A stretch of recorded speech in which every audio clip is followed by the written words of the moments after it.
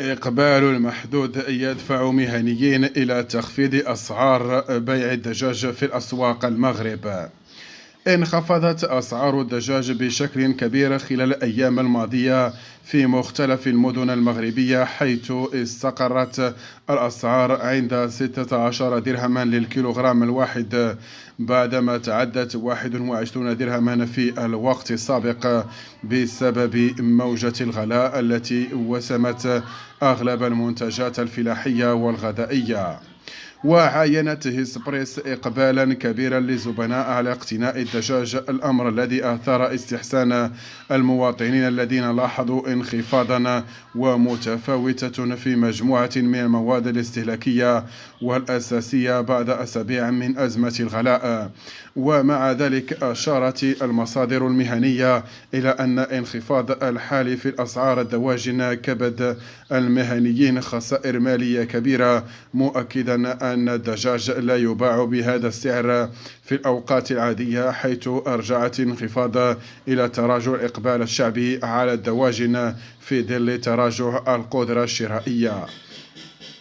المصطفى المنتصر رئيس جمعية الوطنية لمنتجي اللحوم الدواجن قال إن إقبال على الدجاج تراجع بشكل كبير في الأسابيع الماضية بسبب ارتفاع الأسعار، ما دفع المواطنين إلى العزوف عن شراء اللحوم الدواجن، مبررا أن تراكم الدجاج أدى إلى انخفاض سعرها.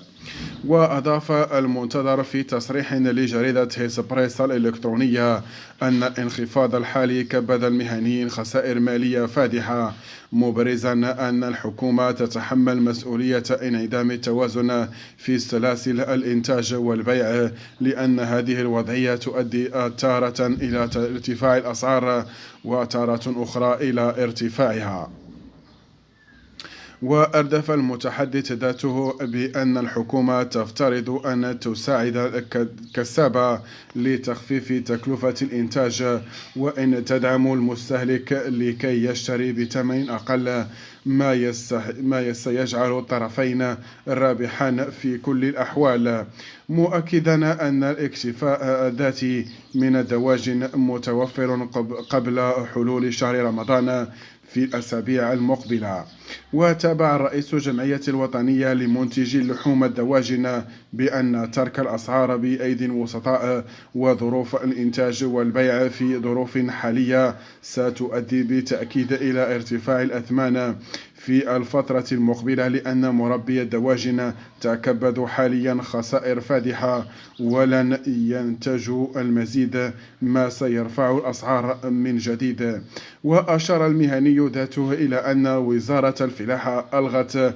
ضريبة مفروضة على الأعلاف البسيطة التي يستفيد منها المنتجو الكبار، لكنها لم تغير ضريبة مطبقة على الأعلاف المركبة التي تعني منتجين الصغار يشكلون 86% من القطاع، ما يعد